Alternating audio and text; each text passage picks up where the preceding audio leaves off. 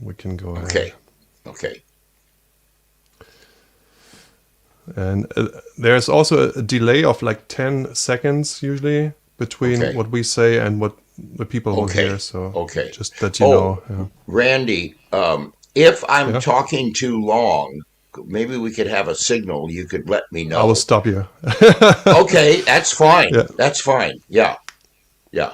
Okay, so we're live now, and I just wanted to ask somebody, can somebody please let me know if they can hear us well, if the sound is good? Art is not with us yet. He keeps trying, some technical issues, so please let me know in the chat if the sound is all right. And if it is, then we'll start the show. You can read the comments too, Roddy, yeah? Okay. Yeah. I'm You really can, glad that you asked me.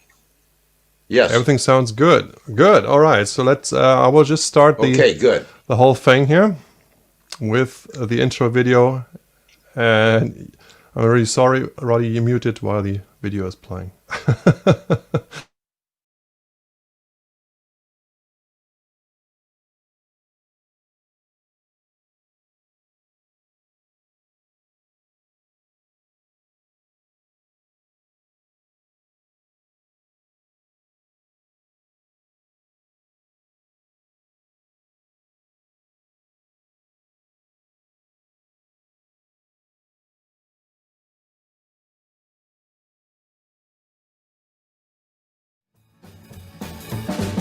Let's talk rock and roll. The show where I talk to musicians, DJs, record collectors, and promoters about the music we love and live. All right, here we are. For now, it's just Roddy Jackson and me. Art is not with us yet. He probably has got some technical difficulties, but we hope that he can join us later. We'll see. He keeps trying. So we have some people already in the chat. I see them. Great. So everybody says it sounds fine. This is amazing. So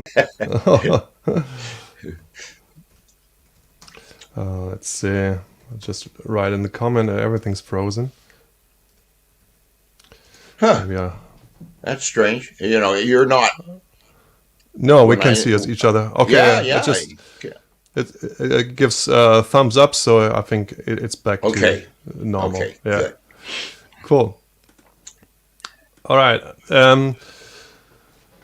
So the show, how it works here with the show is you can ask questions, of course. Ask Roddy anything you want. And if you want to make sure Yeah. that your question is read, that we don't miss it, you can always do it by super chat. That's an option down there. It should be a $sign, and so you can donate a little bit, help out the show, and then at the end we will split the difference, and I will donate my half to a children's hospital in Hanover. So that's how it works, and you can also donate to the PayPal address right above Roddy's head. Let's talk at randyrich.de. Yeah. Okay, cool. And I just want to say how I got to Merced the first time. We almost met, but we didn't. We were on the way to the sequoias, yeah, the big trees, and we were driving through California, and we just wanted to stop at in one little city, or like you know, not a major city like Los Angeles or San Francisco, and next city was Merced, so we went down to Merced, and then we were driving through the city, and then stopped at an antique store, and they were really friendly. They bought our records, and we bought some stuff there at the antique store, and we got to talk, and they were like, "Oh, we have a rock and roll star here in our town as well."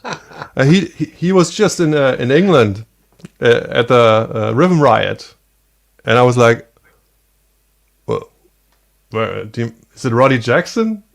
And they were like, yeah, that's him, and he's got his music school like right opposite on the other side of the street, and Oh, it was like wow, just oh, unbelievable. Yeah, but we went there, but you weren't there. I think oh, it was on the weekend. So this how we met the first time. Almost. I was almost. in Merced, yeah, and they were just so Wow. happy that, that we knew you, and they would Ah, hold party in the antique store. Yeah. wow. So close. Yes. Had had no idea. But Exactly. then, of course, we met later for sure. When In we, 2013, it was yeah, when we yeah, toured together. toured together, did some shows. That was wonderful. That winter dance party. Exactly. Yeah, yeah, Yeah. that was I have. wonderful. So, if you have any questions, please let me know in the chat, or if you want to ask Roddy something. I have a million questions. So, one is how did you get the record contract? Yeah, Oh, how did that come about? For specialty well, records, I mean, yeah. yeah, it's specialty. Well, say I was a Specialty Records fan, and Okay. I loved Little Richard and Larry Williams. And Sam Cooke. I love Little Richard the most. He was my very favorite rock and roll performer, and I loved the sound they got on the recordings. So I wanted to record for Specialty Records. That was a dream I had. And so I kept bothering our manager of the Blue Notes, Chief Coloris. He was called Chief because he was a fire chief of Merced, by the way. But he loved young people and wanted to help us, and he became our manager. And anyway, I kept telling him, Chief, call Specialty Records. I want to record for Specialty Records. Call them. And he, yeah, okay, okay. And finally, one day, I just said, You've got to call them. He says, Okay. If I call them, will you shut up about it after that? I said, Yes. So he called them and said, we're from Merced. We'd like to have a Yeah. band. We'd like to audition. And they said, Okay, come on down. Let's make an appointment, which shocked all of us. And it was different in those days. And so we went down there and auditioned at the Specialty Records office. And the person that auditioned us was a guy named Sonny Bono, who was not famous yet, but he was what they call the A&R man for Specialty Records, which means he was in charge of production. He was in charge of Hmm. artists and recordings, is what A&R stood for. And we did a couple songs, and I started singing something. He said, "Wait right here," and he went upstairs and came back with the other man who turned out to be Art Roop, the owner of Specialty Records. He said, "Roddy, sing that again."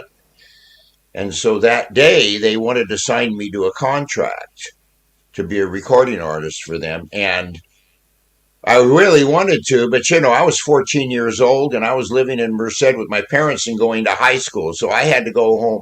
I had to get my parents, talk my parents into it. And they said, "Of course." So I got signed to Specialty Records. I wanted the whole band to be signed, but they just signed me. Yeah, Um, this is like a question I get here from Blue Moon Boy 1956. okay. I just put it on the screen so you can see it as well. Hey, Okay. Roddy, Yes. who were Yes. the band on your specialty records? Studio guys or your own regular band? Good question, because I was just going to answer it anyway. Good.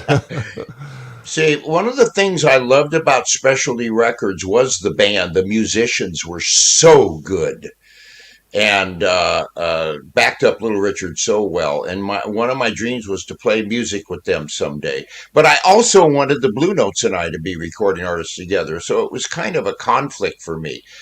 But they said they wanted me and they wanted me to record with those same studio musicians. Well, then I felt a Mhm. little bit better about it.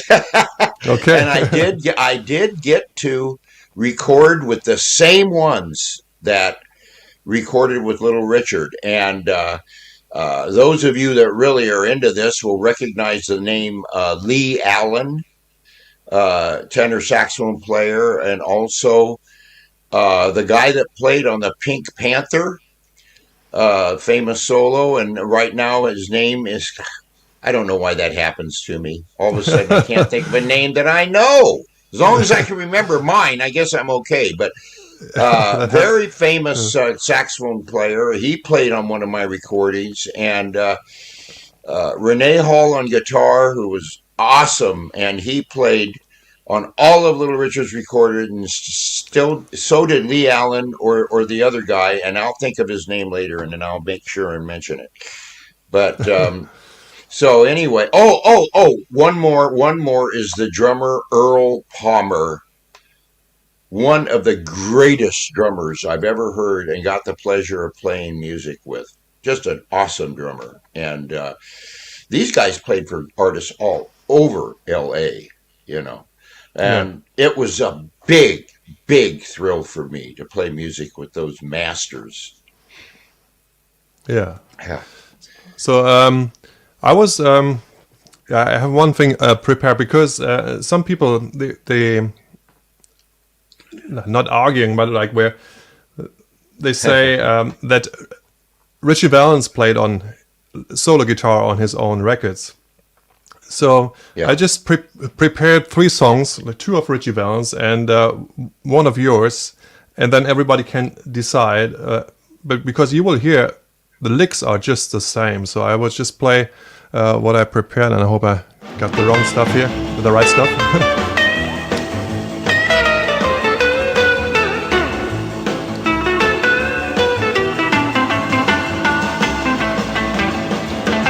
So this is from Come On Let's Go, obviously. Richie Valens, famous song.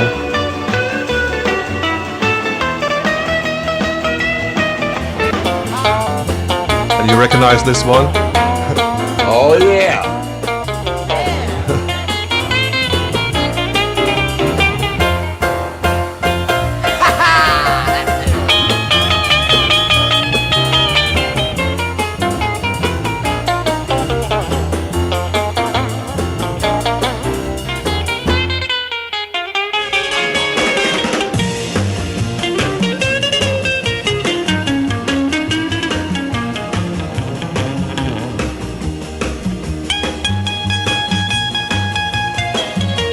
And this is from Cry Cry Cry by Richie Valens. Oh wow. Yeah. So I think Very you can, similar. yeah. Yeah. But you can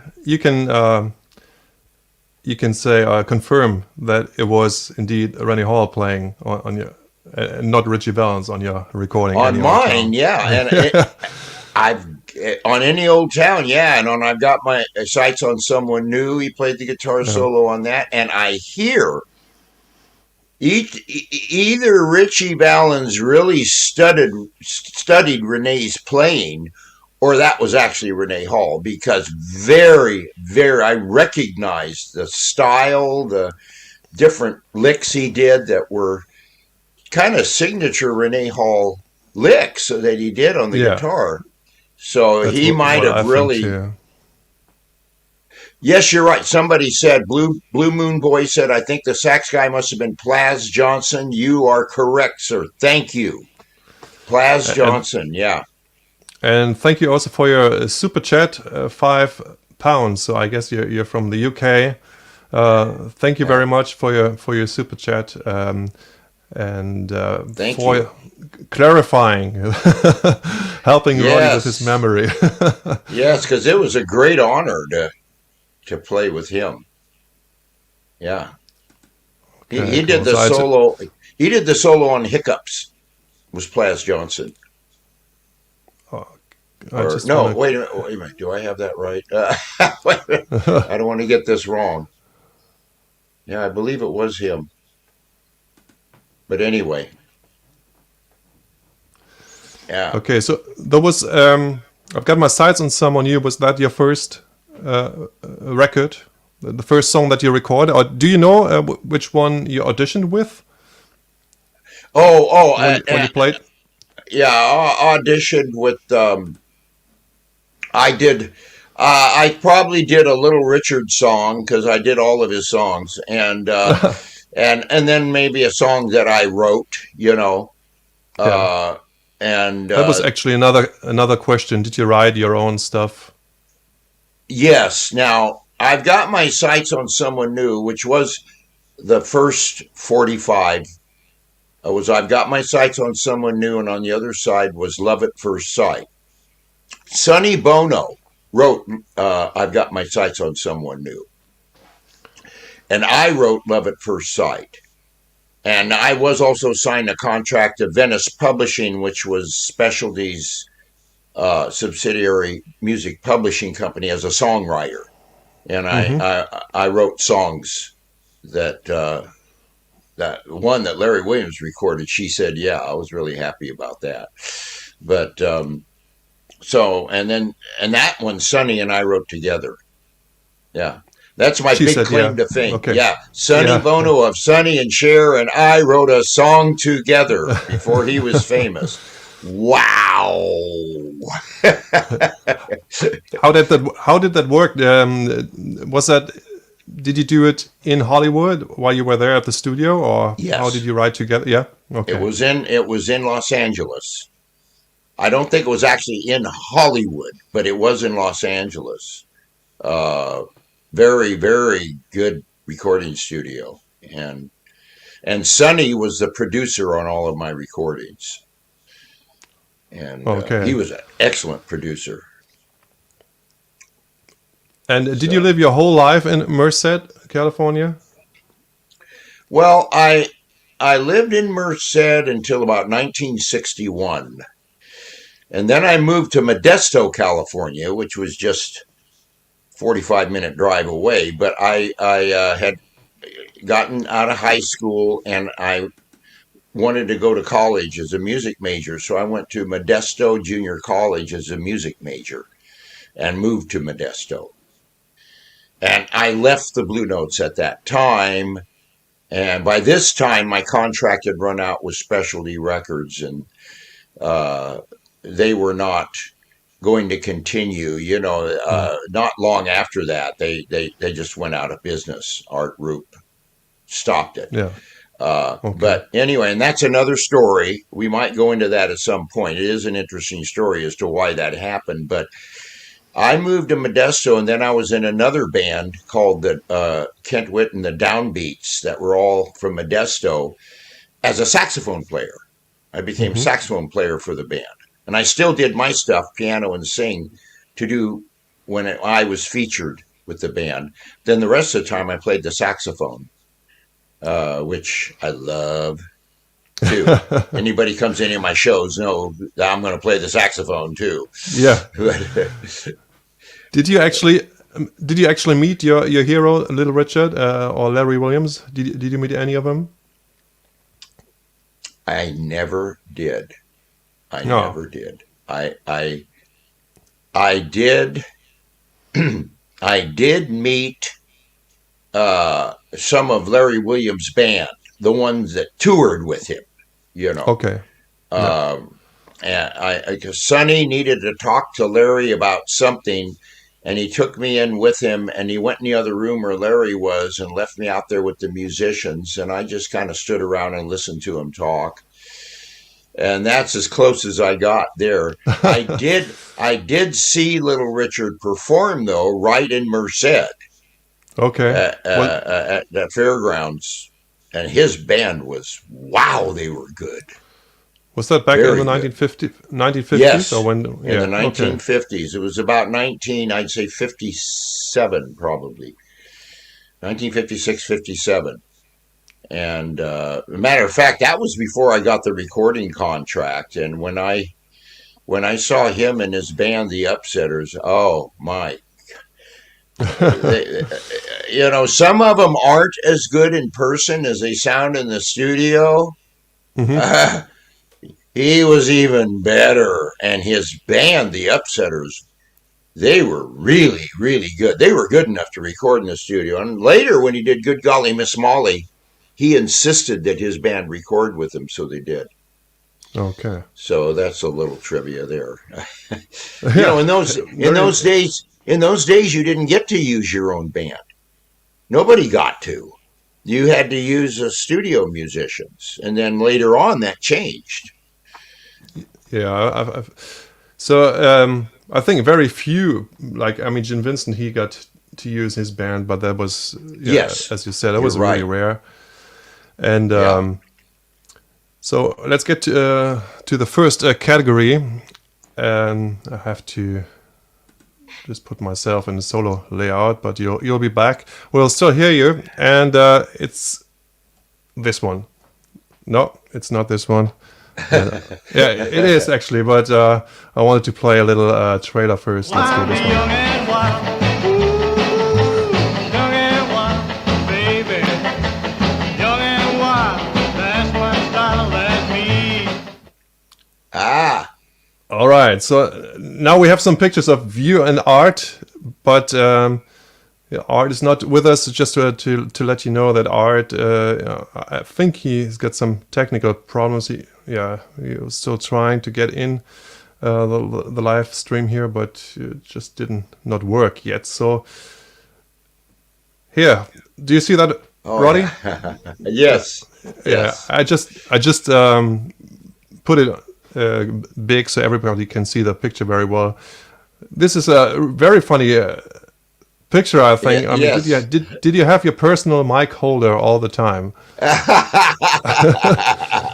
Right at first, that there was Chief Coluris, our manager, Okay. and we didn't have. This was right at the very beginning Mm-hmm. when we. This might have been even our first gig at a local, the American Legion Hall in Merced, and we didn't have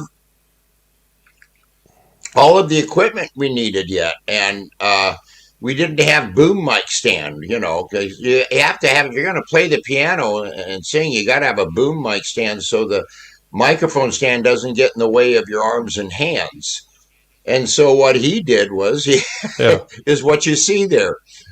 Yeah, that was really early. Then we got the boom mic stands, and it looked a little bit more Okay. professional. And then when we got the boom mic stands, I was able to stand up and play. Yeah.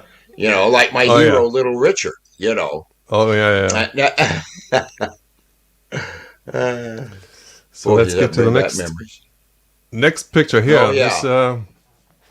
So I mean, it was different back then. I think you were like one of the first integrated bands. Is that right? Yes. Yeah. Yes. We. Uh, I was raised to treat all people the same. That Mm-hmm. all people are equals. My parents both felt very strongly about that, and they brought me up that way. And my dad, who was also a musician, but he loved the blues, and I was brought up listening to the blues. And so when rock and roll came along, I said, "Oh, I've got to do that kind of music." And so when I was there jamming in the Merced High School band room, the guy there standing in the middle with the guitar is the one that came in with his guitar and started jamming. And the guy to his right or our left on the drum set, that was Buddy Wiggins, who was my friend in the high school band. And, you know, it just turned out that they were black. That didn't mean anything to me. It just Yeah. I liked playing that kind of music. They liked playing that kind of music, so we started playing it together. And then there were some people did not like that. And Mm. what are you doing that for? And they weren't all white that didn't like that. Some black people didn't like that.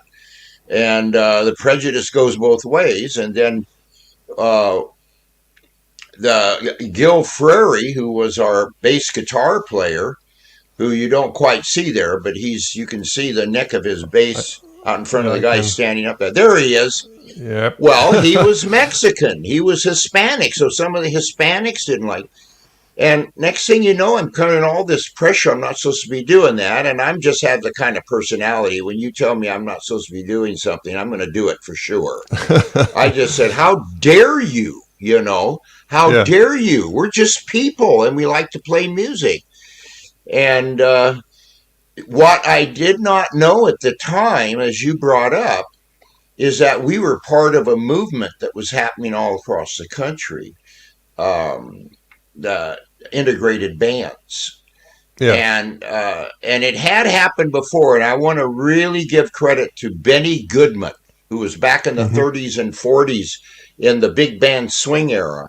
He integrated his band. He brought black musicians into his band, and he also felt strongly about that, and I really honor him for that. But then, uh, for our time and our generation, I was part of that. And what we did not know is it was happening all over the country in different places. Integrated bands were forming. Yeah. And so we were part of history. And I think that of all the things I've done in my life, I think I am the most proud of being part of that Yeah. because I can see that. Yeah. I Definitely. believe passionately that all people should be given an equal opportunity. Now, what kind of person they are, what their character is, what kind of decisions they make, how they behave themselves, that's another matter. You know, if you want good Hmm. opportunity, well, you got to earn your way. And if people don't know how to behave themselves, what color they are doesn't matter. They're holding themselves back. But it should never, anybody, ever be held back just because of the color of their skin. And Yeah. I agree I'm totally. Yeah. so proud that I was part of that. Yeah, I can see that. We have a 20 Swiss francs donation from Blue Lake Records. Oh, Thank you so much. No questions attached. So if you have a question, just let oh me know, yeah. or Hi, let Blue Roddy Lake. know. Hi, Blue Lake Records. Yeah, thank you so much. So again, I will everything I will get here through Super Chat. I will donate to the Children Hospital in my hometown of Hanover. And let's continue with the pictures here. All right. Let's have the next one. That's which another one of art. And then here, this is Okay. the downbeats, I guess. That's the Downbeats, the band I was in Modesto when I left the Blue Notes. Yes. Yeah. So this looks like early '60s. Is that right? Yes, early You know what? Yeah. 60s. Yeah. Okay. 61, 62, during that time. Did you do any recordings with this band? No, I did not. Uh, After this band, I was in the Chester Smith band, Hmm. uh, which was out of Stockton, and I did record with them as a saxophone player. Yeah, and I want to get those recordings now, but Chester passed away. Unfortunately, he was a very, very good man. And he had some big hits in country and in gospel music. But Hmm. then when rock and roll came, he formed a rock and roll band. And then when I left the Downbeats, it was to be the saxophone player in his band. And that was a really good experience. I wish I could get those recordings. Yeah. So here we have. So what I wanted Oh, to yeah. ask you about this photo, Yes. it's a specialty promo picture, and your whole band is in there, but they actually Yes. were not on the record. So No. how did this work? Okay. Yeah, here's how it worked. And everybody was doing this. Hmm. Like Little Richard, his band, they just acted like they just pretended like that they did record with him. Okay. We let everybody think that the Blue Notes recorded with me, and that the Blue Notes and myself were all specialty recording artists, because it says there at the bottom there, it says Yeah. Roddy Jackson and his band, Yeah. recording artists, plural, specialty Exactly. Yeah. records. And that's the way it was done then. And so Did your there, did your band did your band have a problem with it, like that they weren't on the recording? Was there I, some uh, arguing or? no, No, No. and I'm the one that had most of the problem with it, and they were very Okay. supportive and said it's okay, Roddy, and we still were friends. Yeah. They understood, and part of why they understood is that it was known to those in the business that that's the way it was usually done. Yeah. But they got to be promoted as specialty recording artists. They got to pretend they were on the recordings. That's the next best thing. Yeah. So uh, and that recording there is after we've been together, you know, a little longer. That first recording was right at the very beginning. This is a year and a half later. The first recording was 58 or The 57. first recording was 57. Yeah. All right. See, Yeah. that first photo was in 56, and then that one you just saw would be in 57 sometime. So this is 56. That's This one. 56. All right. Yes, Okay. and so was the one that showed us with that. It's back the other way. Yeah, there it is. Oh, I was wrong. Yeah. You were going the right way. Yeah, there it is. I believe that was taken on the day we did our first gig in that place right there. Hmm. And it says Civitan Club sign is because Chief Coluris was in the Civitans, and they were a service club, like Rotary or the Elks, and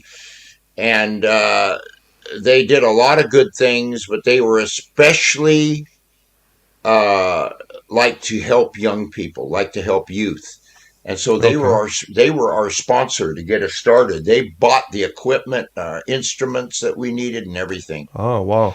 Wow. Yeah. That's interesting. Yeah. And did your band actually try to like copy the recordings? Yeah. Did they try to Uh-huh. play your songs then after you recorded them like the records, or did you Yes. just have your own arrangements? No, we copied it to a great extent as far as the arrangements. When it Hmm. came to the soloing, though, that was more the individual played it the way they felt it, the Yeah. improvising. Ah, But the okay, interesting. Yeah. arrangements, we did try to copy the arrangements the way they were on the recording, because that's what people would expect to hear. Yeah. So, Okay, so these were your pictures from when you were young, when you were started out, and I'm thank you very much for sending me those and having them here displayed at the yeah. show. I really enjoy those, and yeah, it's great to talk about because I have so many questions, about how it was back then. And Yeah. if you have any more questions, people out there, just don't be shy. You can ask anything, and we will try to answer your questions as well. So, um, one thing is regarding piano. Yes. Did every club you played back then, did it have a piano, and how was it in decent shape? Was it tuned? That is a very good question, Randy. And the answer is to the first part of the question is yes, and the second part of the question is no. All had a piano. They had to. In those days, we didn't have the electric keyboards yet. Yeah, And so they had to have a piano or we couldn't do the job. We weren't going to bring a piano. yeah. And I'd be stuck with whatever piano they had there. And some of them were not in good shape at all. And Okay. I just had to do the best I could, you know. Yeah, Some of them had broken keys. Some of them would be out of tune. yeah. Some And of them would you have just some have to live key. with it. Yeah. Yeah. Yeah. I just had to use it the best I could. And, but, I was so happy just to be there. I Yeah, put yeah. up with it. It was okay. Well, sometimes I didn't like it much, but, That's the way it was. And yeah, we didn't know there could be any other way. Yeah. And So then here's another. Sorry, another go question from ahead. Blue Moon Boy, All right. 1956. Roddy, were the crowds at your gigs Ah, segregated? that is also a good question. No, they were not. They were not. The crowds were not segregated. One thing that I'm proud that I was born and raised and now live again in California is that California was one of the first places in the United States to desegregate. To Hmm. when I went to when I went through uh, elementary school, it was segregated because all of the blacks and the Hispanic people lived on one side of town and the white Yeah. people on the other side of town. That has changed now. Everybody's Yeah. everywhere. But Okay. in those days, it was like that. However, what I give Merced credit for is that when it was time to go to high school, we only had one high school and we all Hmm. went to the same high school together. And Okay. this is in the 50s. Yeah. And because of that, we got to know each other, and we had very little in Merced, very little racial problems. Hmm. There were, but when you compare it to so many places, very little trouble. And we actually got along pretty well. And they were treated pretty decently uh, in comparison with a lot of places. And so, Especially down south. Yeah.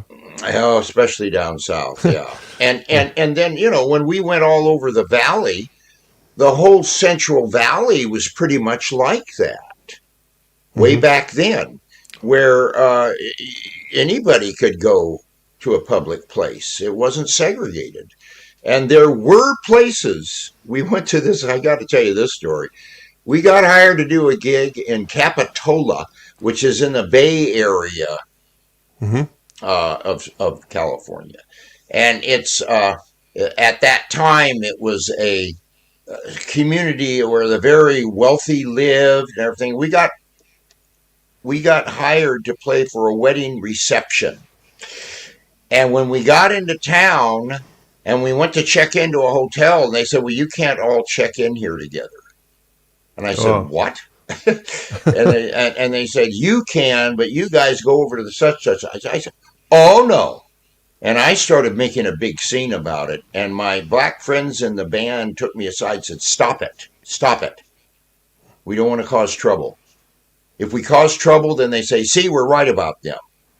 We have to act with dignity. We have to act like people that can be respected if we want respect." They were very mature in that way, these guys.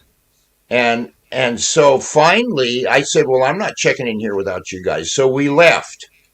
We did find a hotel in Capitola that would take us together because I said, I'm not going to a different hotel.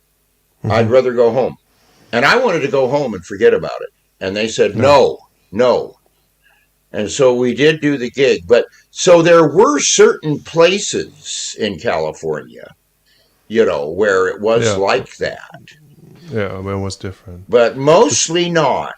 In most of the Bay Area, it was very desegregated, as well as in the Central Valley by that time.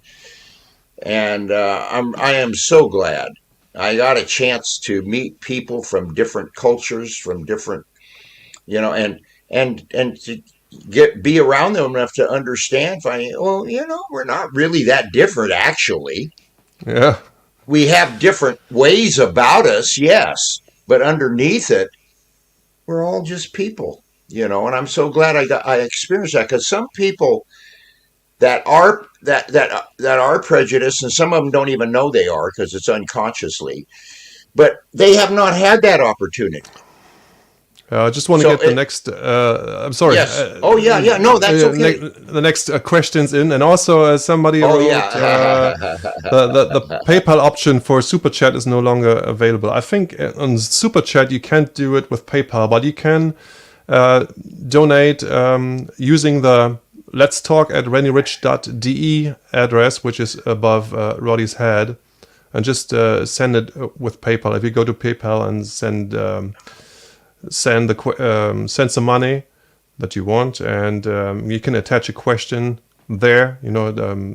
Just leave a message, and then we will read your question. So I really appreciate it that you try. So we have some more questions, 2 piano questions actually. Who was your inspiration for your piano pounding and energetic playing? That's easy. Little Richard. Yes. Right. And another big influence on my piano playing was Fats Domino, Okay. who had a different style. But when it comes to the slower music, because I do like to do slow music too, very much. I enjoy that too. And when I do slower music, that's where I picked up some of Fats Domino's way of playing. But for the fast stuff, Little Richard. Now, see, people have said I imitated Jerry Lee Lewis. I had never heard Jerry Lee Lewis. I had never heard of Jerry Lee Lewis when I started doing that, because he was later. See, I started doing that in 56. He was about sometime in 57 or 58. He became popular. And I did recognize there were similarities because he was a boogie woogie piano player. And a lot of the early rock and roll, was boogie woogie. A lot of the influence was from boogie woogie, especially the piano players. So it made sense that he and I were similar, But it was Little Richard all the way. That frantic, that pounding. Yeah. He's still, and I miss him. He's gone now, and he's still one of my idols. I just think he was such a terrific talent and personality. Now, Roddy, you were cutting out there for. You were cutting out for a while, but I think you're back now. Okay. And I have another question from Chicken Wire 123. A lot of bands in this type of music these days try to dress, look, and record the same way you guys used to do in the 1950s, 60s, even chasing the same type of equipment. What do you think of that? Actually, very interesting question. Yeah, it is a very interesting question, and I'll tell you what, I like it. I like it because it's acknowledging that music that we did back then. And as you know, Randy, it came back in popularity really in Europe some time ago. I think it was in the 70s, wasn't it, that it started really becoming popular. That's the reason I get to do this now, is because of that. And in the United States, that kind of music continues to get more and more popular with the young people. And some of the hits you hear nowadays that don't even pretend to be about that music, but they are. You can hear that sound in some of the big hits now. They're imitating it. And see, for me, that's a really good thing. I want that era, the music, the clothing, all of that to just get more and more popular, because that works for me. That works for me too. That's my advantage there, that people want that, because that's what they're going to get from me. So, yeah. I just want to get the questions flowing here. Here's one from Max from Germany. He's the same. He dresses the same. And was the piano amplified back in the day, or was the overall volume of the band low enough so you can actually hear it? Wow. I have to say. Do you remember that? Oh, I remember it very well. And I have to say this. Every question I've got are really good questions. Really, really intelligent, thoughtful questions. I'm impressed. Now, that piano, of course, there was no such thing as an electric piano. Mm-hmm. And then, of course, if you have an electric piano, it did show up in the late 50s. Ray Charles was the first one to record using electronic keyboard. And while we were still doing this stuff, it did start showing up. But in the beginning, nothing like that. Only guitars and bass, string instruments were being amplified. So anyway, what we did, the overall volume of the band was not low enough so you could actually hear it. No way. We were loud. By the standards back then, we were very loud. Now, you go further forward in time, we weren't nearly as loud as, say, a hard rock or a heavy metal band. But when you compare it to everything else that had come before, we were extremely loud. So what we did was we put a microphone in the piano next to the strings so that it would pick up the sound of the piano, and then it would go through the public address system. Mm-hmm. So that that piano would be really loud so you could hear it along with the rest of the band. And of course, all the instruments, the saxophone had to have a microphone to be heard. We hadn't gotten to the point yet where they were putting microphones on the drums for a live performance. That was unheard of. We thought that was, the drums are loud enough. And then, as you know, later, for public performances, they're putting microphones all over the drums. I think we thought that was so funny when we saw that. But anyway, so that was how we did it. A microphone in the piano.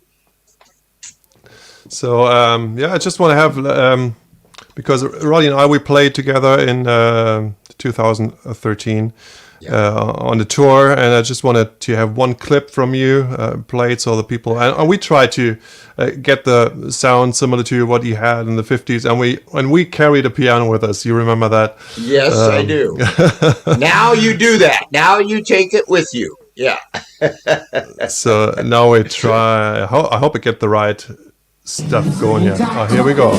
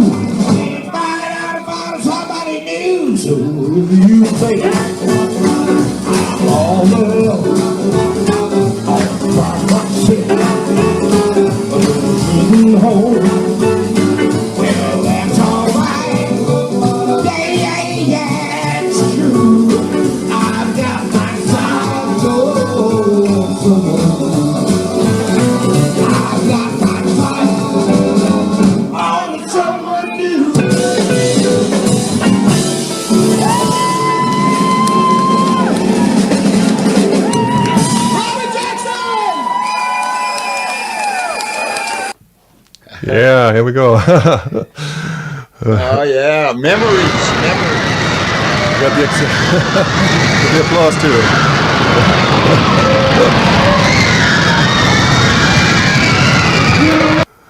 All right. Oh yeah, there's all those 100,000 people screaming and cheering at once.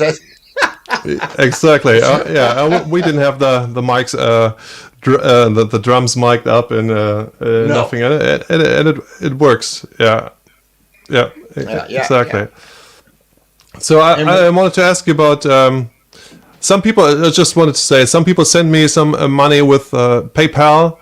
Using the address above Roddy's head, let's talk at randyrich.de. No question attached, but thank you very much from Alexander. He sent us €7, says keep on rocking. And then another €10 from Karl Platten. He's from Munich.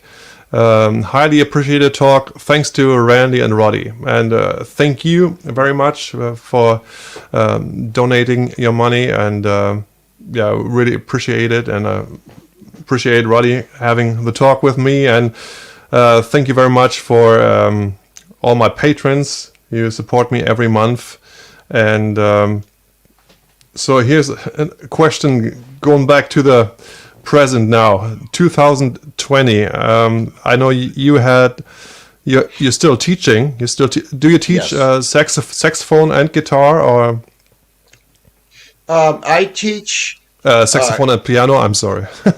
Yes, I do. I teach piano and other keyboard instruments. Also, I teach saxophone, but I also teach clarinet, flute, trumpet, trombone. Pretty much all the wind instruments that they use in the school bands. Bagpipe. Except French horn. Yeah. Okay. Wow. If they need French horn, I know a really good teacher I can send them to. But just about all the rest of them that are in school bands, I can teach. Wow. And I do it online now. I was doing it in a music store here in Merced, but because of the pandemic, I had to learn really fast how to do lessons online.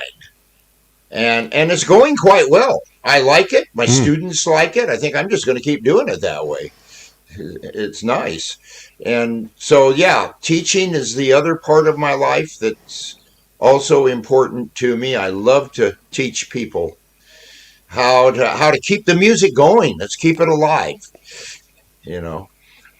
Exactly. That's why I do it too. And you were gone there again for 10 seconds or so, but I think you're back now. And so do you still have some vacancies? If somebody here in the on the live stream, some of the guys want to have some saxophone lessons or flute or yes. Yes. Okay, so just contact Roddy. Yeah. I will have your email probably in the description later when we put it on YouTube, and you can get Roddy also on Roddy on Facebook. Yeah, just search for him. Yeah, and see, the nice thing I like about one of the things I really like about teaching online is it doesn't matter where the student lives. Mm-hmm. There's no distance when you do it this way. And so now I'm able to, I've got people live in completely different areas that are taking lessons from me. And I've had people that moved. And when that used to happen, when they'd move, it was over. Now they move and we continue the lessons. So those are a couple of reasons I really like it. And I have found a lot of ways, and I'm still working on getting better and better, but I've found all kinds of different ways of being able to teach and get to what the student needs to learn in order to do well on their instrument. There are ways. The technology is amazing. And then I've found some ways that I can show them things or say things in such a way that makes it understandable. I've been doing this since beginning of April on a daily basis, and actually it's doing quite well.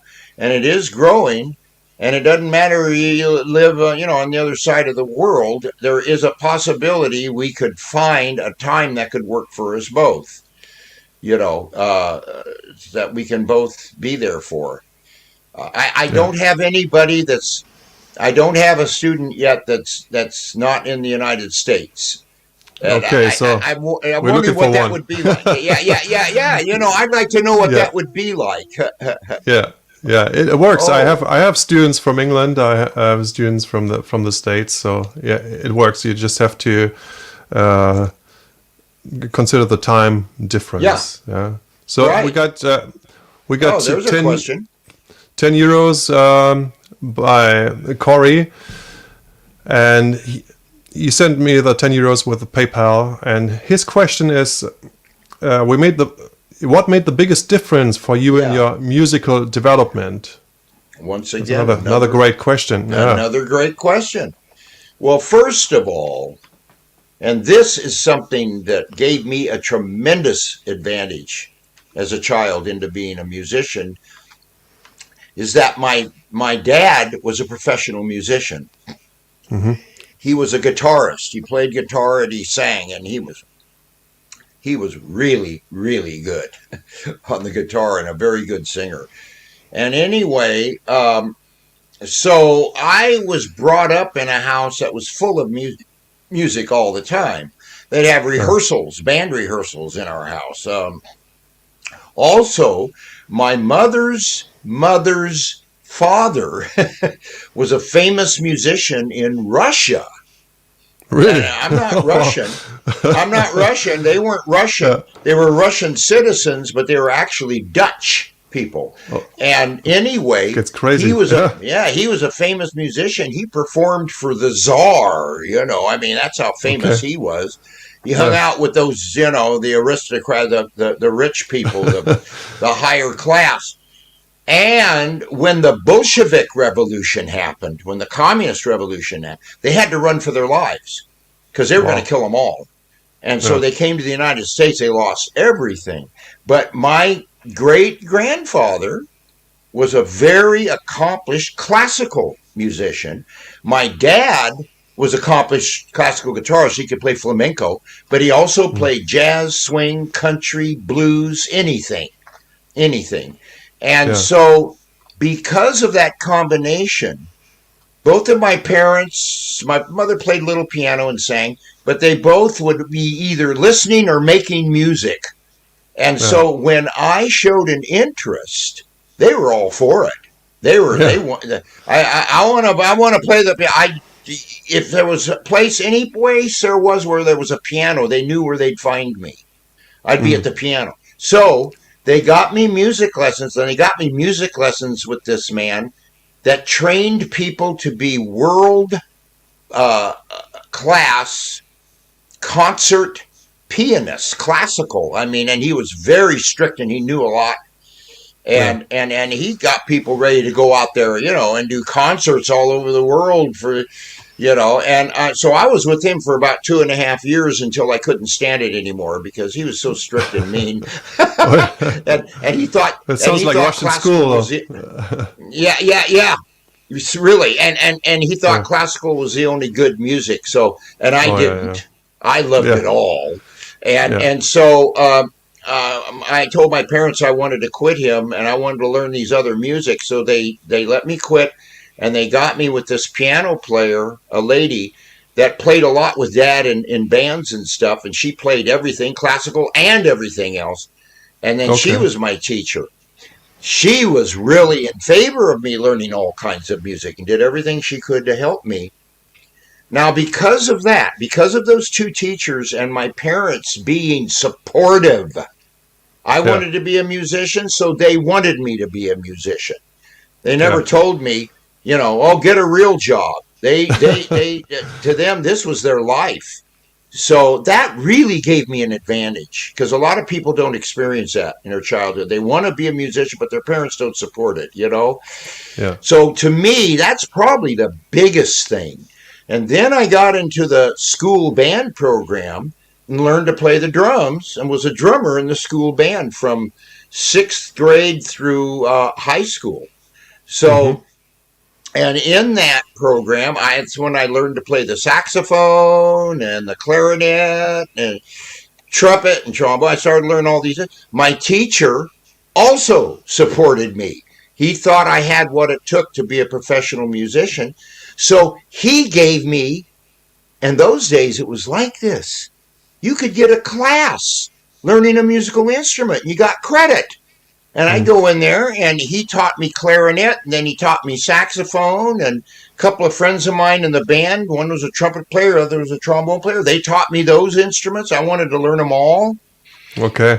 And so I would say that combination of all those things, it was the right people being there for me. My parents, my 2 private teachers, and my music teacher at school. Because of all of those people, I was able to devote my life to music totally as a child and get the total support I needed. And now, one more thing. One more thing is, I told you, I think I already mentioned my dad loved the blues. Yeah. The first rock and roll I heard, I was at a dance, a school dance. I was in the 6th grade or 7th grade. Bill Haley and the Comets, Rock Around the Clock.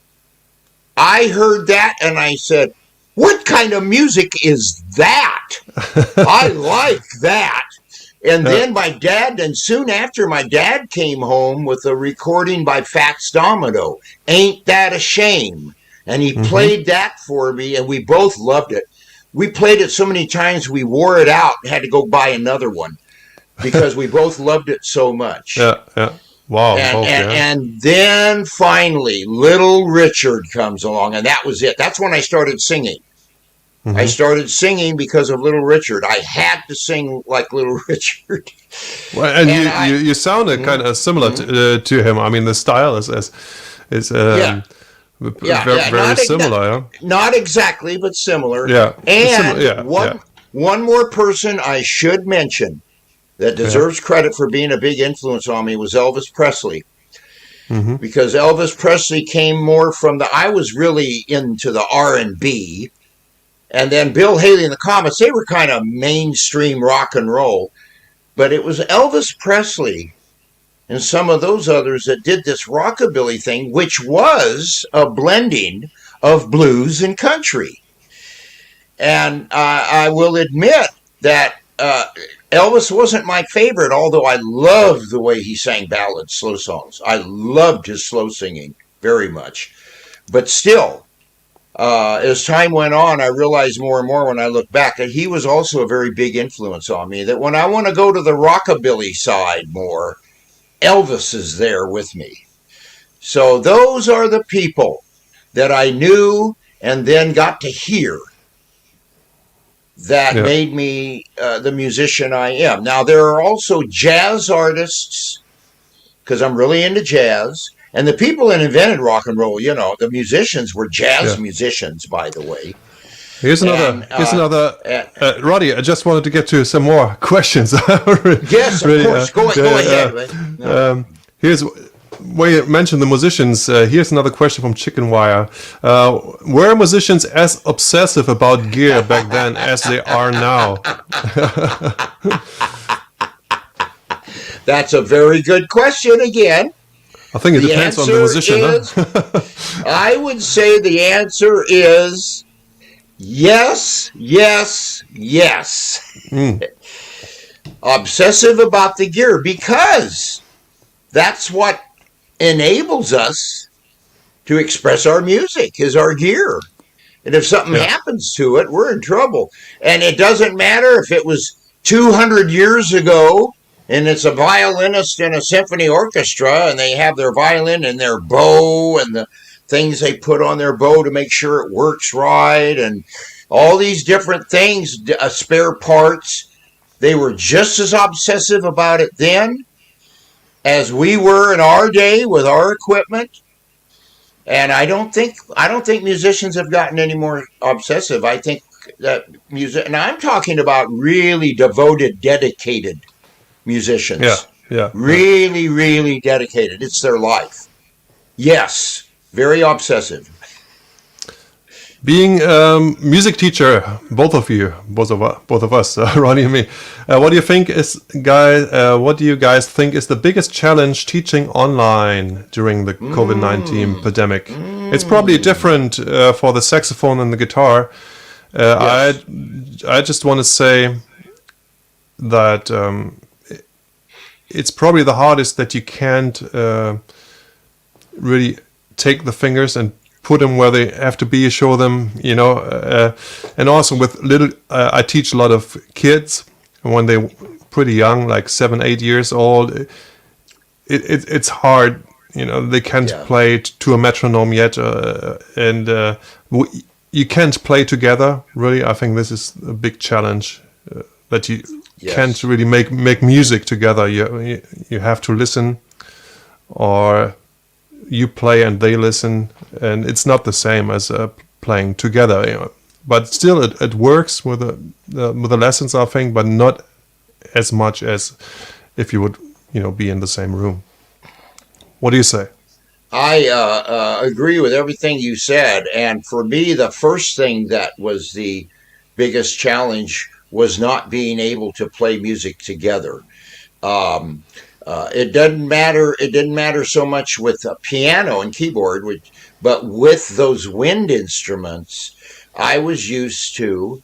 I would accompany them. We'd learn a song, and I'd play accompaniment with them, and we'd work on it together. And I couldn't do that, and I didn't realize that until it happened. I was trying to play with them, and they said, "You're behind me. Keep up," and that's when I found out about what they call latency, which is the delay. Oh, that was a big disappointment. So I had to find other ways. One thing I do is I will record and email them MP3 with me playing the accompaniment, so they can play with the accompaniment. The problem with it, though, is it's different playing with a recording than with a human being who's listening, and you're listening to each other, and you make adjustments to each other. That recording is not going to make an adjustment. If they get off, it doesn't care. And that's a challenge for them. I'm working on it with them. And like you said, another thing is, the first thing that was really a challenge for me, too, was I couldn't point at the music when we're in the same room, and we're whether it's piano or a wind instrument. I could point at the music and say, "See, that's an F sharp there, and that's an N. See how that's there and that." Oh yeah, I couldn't do that. But then I've got this app that allows you, if you've got a PDF, or a JPEG of the music, you can put it up on the screen, and you can use the cursor as an arrow. And so I would say, "Look at the screen," and I would point the arrow. Now that's this and that's that, and they could see it on the screen, and it works. It works. Very good. So I overcame that one, But there's things, and times when I wanted to show them on the keyboard. Well, there's an answer to that. I found out, if I get a second cam, if I get a webcam, and I have a keyboard in here, and I point it at the keyboard where I'm going to put my hands, and I can show them with my hands, with the webcam looking, what it looks like. Because sometimes you need to show them what it looks like, not just what it sounds like or what it looks like on the music. And that works, but it has been a big, big challenge to do this. The thing is, I like it. I'm having fun learning to do all this stuff, although sometimes, oh no, now I got to learn how to do that. I'm getting tired, But once I learn how to do it, then I'm loving it again until the next challenge comes, So, I'm the same. I'm the same. I love learning stuff, and it doesn't matter what it is. And I just have to thank 3 more people. So we have the 3 Kings send us 10 euros. Thank you for the great talk show. Where's Yes. Art? Where's Art? Yeah, Art. I Art. don't know. We had some technical difficulties, so it didn't work for Art, and yeah, I hope to have him another day. We did sound check twice. The first time it didn't really work. The second time it did, and today it didn't. So yeah. I'm sorry, Art is not with us today, but he's fine, and he just couldn't get on the live stream here. And then he says also, by the way, Chicken Wire 123 stole my questions. I'm very sorry about that. Randy, how much Yeah. time do we have? Maybe another 10, 15 minutes. Would Okay, that be all right with you? there are two things I really want to mention before we quit. If I Yeah, may. I just have three more people I have to thank here. They say, Sure. It's you don't see it, but I see. I got actually two screens here set up so I can take care of everything.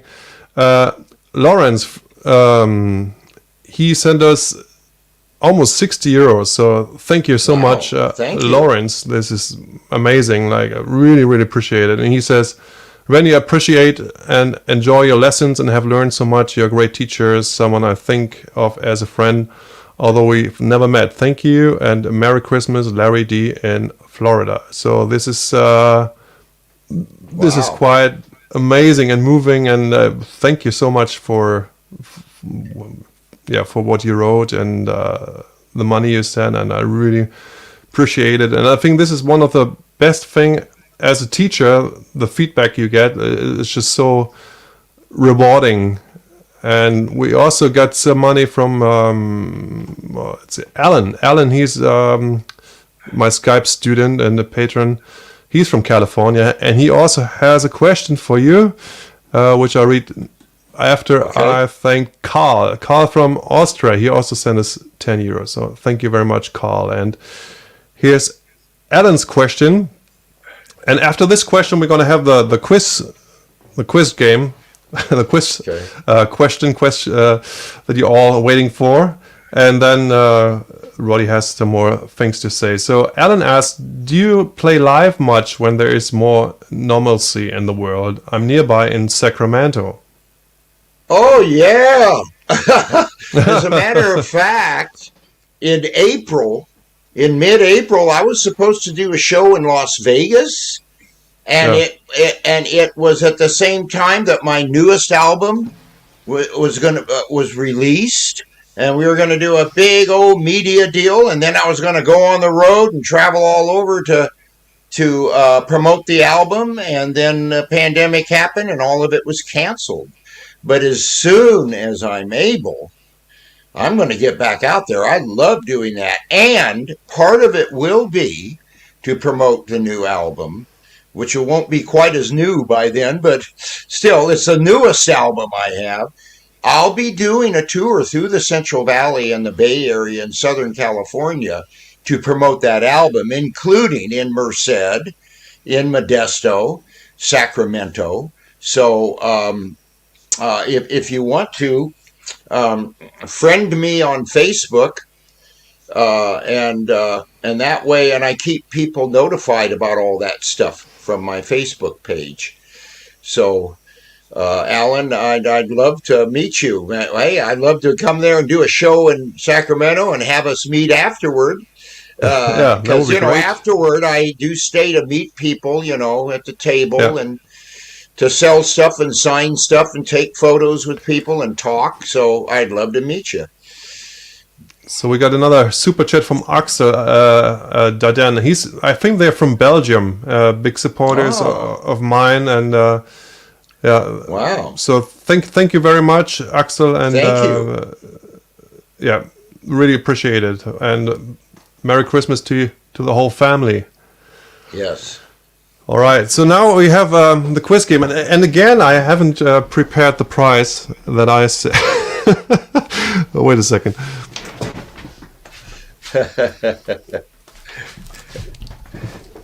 I have my list, but yeah, this is not on the list. So let's see. This is it's the other way around. I would the winner of this week's, this month, whatever question will get this CD from me that we recorded with Glenn Honeycutt, and of course Axel and John. Yeah, thank you very much for your super chat. So and Roddy, I think you have some at least signed photos. It's really hard nowadays with the post office. Yes. So I think letters work well, but like whole albums, like I have a LP sitting here for half a year, and I can't send it out under 30 euros. Yeah. I know what you mean. That's what I've experienced too. It's disappointing. But can I mention something now? Yeah. Okay. Please do. First of all, about the online lesson, we talked about disadvantages, but there's some big advantages that make me love it. And the students, almost all the students that came with me from the music store have stayed because they love it. One big advantage is you don't have to get dressed, get in your car, drive to the music store and all that, and then drive back home. You can have it right in your home. I'm in my home. We don't have to go anywhere. You just go over there to where your instrument is and and I use Zoom, and you have the Zoom app, which is free and easy to use. And you just, when it's time for the lesson, we just connect, and you're right there in your home, and you don't have to go anywhere. That is a big advantage. That's one of the things that my students love. And the other one that I already mentioned is it doesn't matter where the teacher and the student live. We can get together and do the lessons. So I just wanted to say that, because if you're thinking, I don't think I like those disadvantages. In my opinion, the advantages more than make up for the disadvantages. And as I'm continuing to learn more and more ways that I can show people and make people understand things, what to do, what to know, without having to be there, it keeps getting better and better. And so I'm very, very optimistic about continuing with it. And like I said, the students that are with me, they all love it, and they want to continue with it too. So I thought I'd mention that. The other thing I want to mention real quickly is my new album is on sale at Amazon.com. The name of the album is Consider. By I will put a link in the description for everybody who will watch the live stream later. You continue. Okay. You plug your album.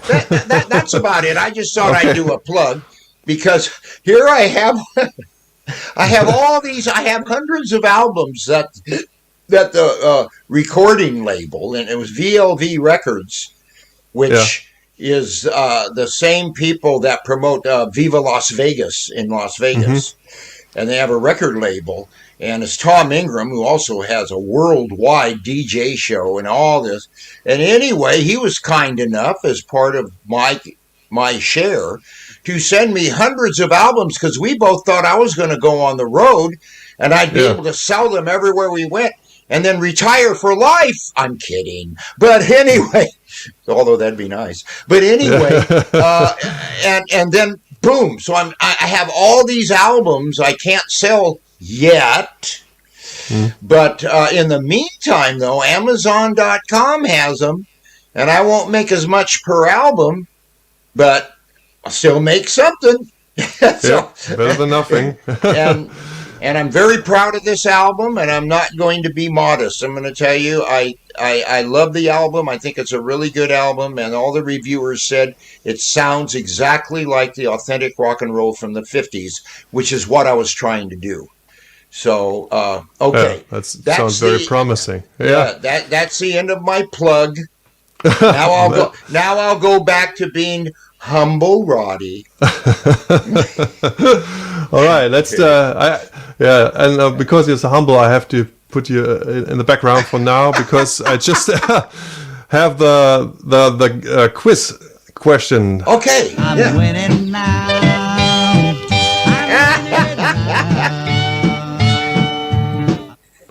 Oh my God. Roddy, do you know where this is from? This is not the quiz question, but do you know whether this is which movie is that? Well, I know it's the one of scene the of- old Western movies, yeah, but I It's don't from know a- which one. The treasure of the Sierra Madre with Humphrey Bogart. Oh, wow, that is old, huh? Yeah. Yeah. Wow. Great. So here's the question for all of you. And of course, the first one who answers right, he will get this CD and probably also an album from Roddy and autographed photo. So the question is, when did Roddy and I tour together? Which year did Roddy and I tour together? And Axel and Ike, they are excluded from the from the contest. Yeah, none of the guys in the band can answer this. Neither You're Kate. disqualified. Yeah. So it will take a few seconds because they're delayed, as I said. But this is the quiz question. So when did Roddy and I tour together? We played the clip some like half hour ago. And when did we tour together? Yeah. And in the meantime, until the answer come. Okay, we got 2013. All right, the first one is Zach McNabb. I think, yeah. We got 2016, 2009, and 2013 is the right answer. And Yeah. Zach, he's got it.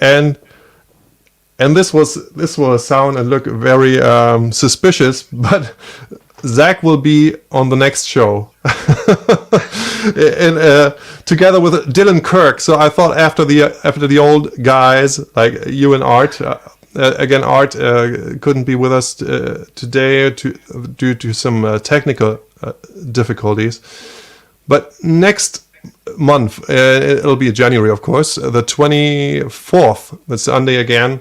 We'll have Zach McNabb. He's from Tennessee, young guy, great talent, plays rockabilly and country. And then we have Dylan Kirk. He plays piano.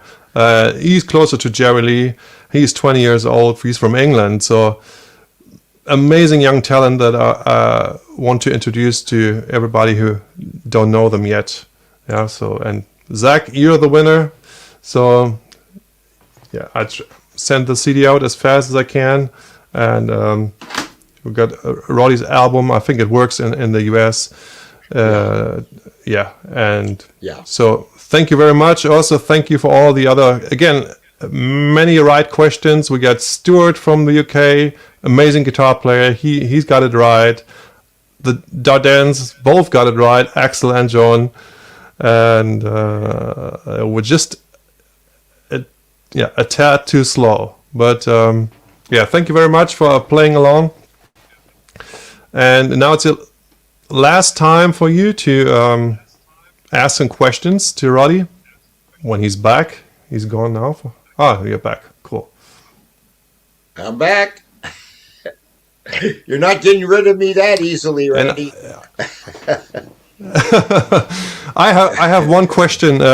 When you recorded with Specialty and Al Palmer and Rennie Hall, and did they like treat you as one of them, or was there did you have like respect? You know, was there a gap? Was there something between you and the band who were quite famous back then already? Yes. Oh, No, they were very nice, and of course I was in awe of them. But they, and you asked, so I got to stop being humble again for a moment, because they said they were impressed with my musicianship at my young age. I was 15 when I recorded the first time with them, and they were impressed with my musicianship and my singing, and they said, "Oh, we think you are going to go very far. We think you're going to be famous. You're a big talent." And it didn't turn out that way. And if there is time, I was going to tell you why Art Roop stopped Specialty Records. Yeah, that would be interesting. I was supposed to go on American Bandstand. With I've got my sights on Someone New and Love at First Sight. I've got my sights on Someone New and Love at First Sight. Were number 1 and 2 in Central California. Love at First Sight was number 1 in Salt Lake City, Utah. And I've got my sights on Someone New was number 3 in Baltimore, Maryland. Wow. And so when that happens, when you get a regional hit like that, you go on American Bandstand in those days. So I was scheduled to go on American Bandstand. I was so excited. This is it. I'm going to be a big star, all this and that. And 2 days before we were going to leave, for Sonny and I were going to leave for Philadelphia to go on the show, they called Art Roop and said, "We are going to increase the amount you have to pay for them to be on the show, for him to be on the show. We're you've heard about the payola." Yeah. How it was supposed to be free. Both sides of it was supposed to be free. But they secretly charged everybody so they could get their artists on there. The producers did. And so one of the producers called and says, "We're upping the amount." And Art said, "Well, then I am not going to put him on the show." And they said, "If you cancel him from the show, you will never get another one of your artists on our show again." And he said, "So be it," and hung up the phone on them. Wow. Art Roop was a man of honesty and integrity. I think very highly of him. He's still alive. And I think very highly of you, Art, wherever you are. And he was really a man of integrity. And he was so disgusted with all the corruption that was in the business. And he hated the payola. And he thought about stopping before. But when they did that 2 days before, that's disgusting.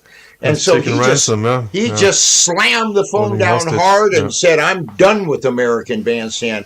And so I get a phone call, "Roddy, we've got to talk to you." And I flew down to LA and to Hollywood and sat down, and he told me the story. And I thought, couldn't you have just waited just one more time, Yeah. But you know what? As time went on, I look back, I very highly respect him for that. Mm-hmm. And to be honest, and this is the end of my story because I can talk too long, but the end of my story is this. I am grateful I didn't get on American Bandstand because I'll tell you the one part of the story, and I don't hide it from anybody. I was pretty wild in those days. Drinking, drugs, girls, all that stuff. If I'd have gotten on American Bandstand, I'd have been a star, all right. And then one day I'd be in the headlines in the paper. Roddy Jackson ODs on drugs, gets shot to death by a jealous husband, or like something. Sam Cooke, like your yes. Yeah, Roddy Jackson sentenced to life in prison. It would not have ended well. I know that. And later on in my life, I came to my senses and started to grow up. Oops. Famous and stuff. I think I'd be okay. So buy my album. Yeah, that's a great story, and I didn't know that, and that was pretty amazing. So I mean, on one hand, of course, I wished you were on American Bandstand, but as you said, there's always two sides to it, and so we got a few more questions. Okay. A photo expo. Does 21st century music inspire you? I just put it on the screen here. Oh, now that one. And that is a very good question. And I'm pausing because I don't want to be one of these old people that says, "Oh, the music nowadays is just a bunch of crap," and and all this and all that. But let's see, I am kind of old, and I do think that about a lot of the music. Not all of it. Yeah. Not all of it. I'll put it this way: a lot of the 21st century music, to me, is just a bunch of noise. Okay, and when they talk instead of sing, it doesn't make sense to me. Yeah. I want to hear people sing a beautiful melody to background music. I don't want to hear somebody, even if it's really good poetry. I don't want to Hmm. hear somebody going blah blah blah blah blah blah blah blah blah blah blah blah. That's not music to me. That's poetry with background music, and I like poetry, but not when I want to listen to music. But there is some of it. Also, though, some of the music of the 21st century is really, really beautiful, and I enjoy it very much.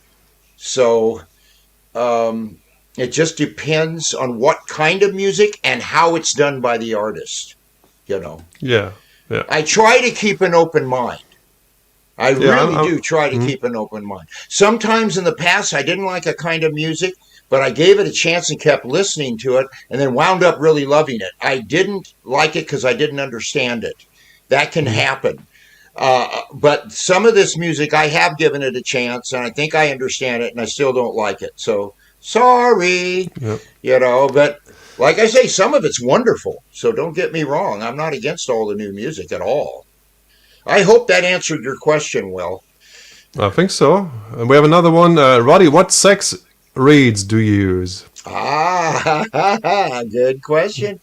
I God, have a these guys. recommendation. Blue Moon Boy again. Yeah. Okay, I use. Oh, come on now! Don't do that. Don't forget what they're called. Oh, for goodness sake! Just a moment. Oh no, they are the more expensive. They're not Rico. Okay. Strangely enough, I do use Rico on my alto sax. I don't notice the difference between them and the more expensive one. But when it comes to the tenor sax, I notice a big difference. Okay, wait, I just remembered something. Java. Now, Okay. Java is one of the models of Hmm. this brand name, Java. And it's specifically made, this is interesting because it's specifically made for jazz players, but I like playing rock on it. And I'll use when I practice, I like using a number two.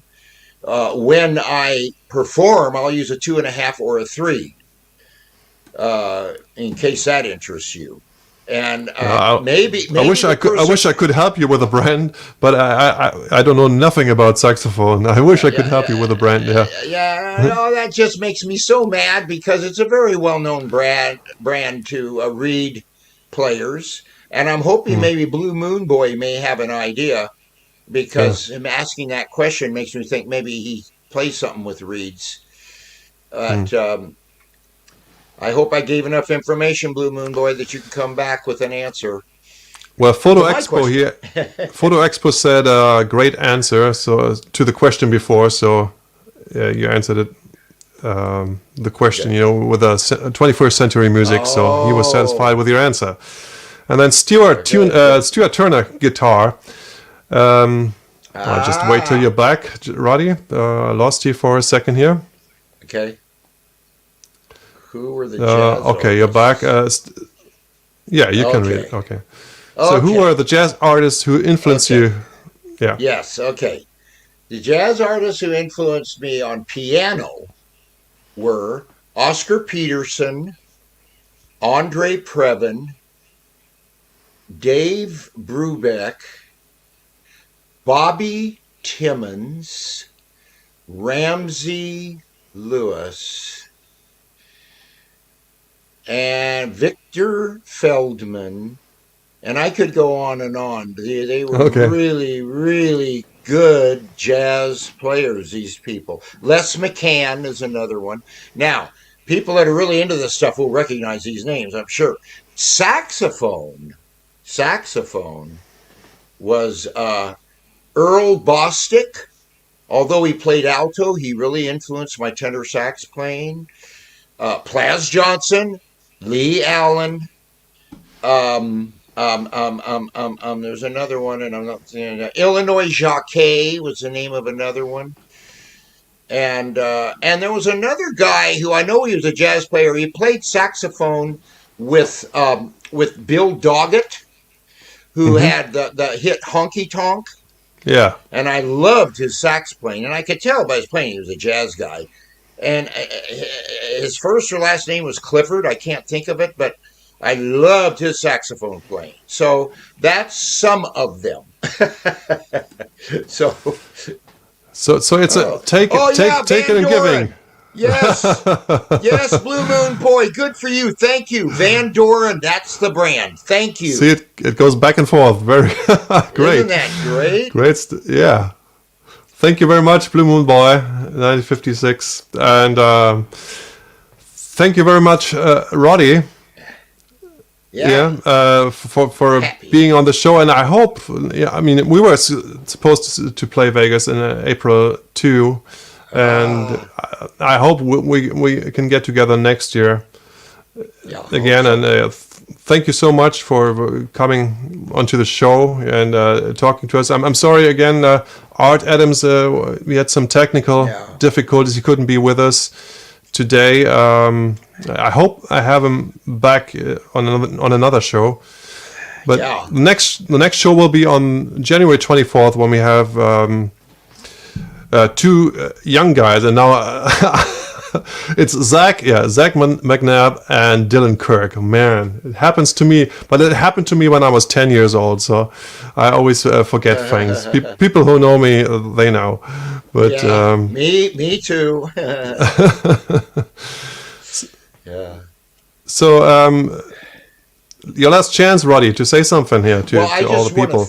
I want to thank you, Randy, so much for asking me to do this show. I really, really appreciate you asking me on and giving me a chance to tell my favorite stories and plug my album. Yeah. And and Randy is one of my favorite people. I loved going on the tour with you, and then we did something again later, didn't we? Well, I wasn't 4 years ago. Yeah, but I wasn't part of it because I had to work. But that's right. You couldn't do it because. But the others did. The rest of them did. Yeah. But maybe next time. Next time. I'd love to tour with you again. Yeah, so, same here. We had a whole lot of fun, and I want to wish everybody a Merry Christmas. Thank you so much for. Your donations, and we really appreciate it. Thank you for all the interesting questions that what keeps the talk going, and I really appreciate it and like the questions just as you did. And we'll see you. Hope to see you all in January. We hope you all come good into the new year, and we're all looking forward to 2021. I just wanted to say I love you people out there that have been asking the questions and that have been watching.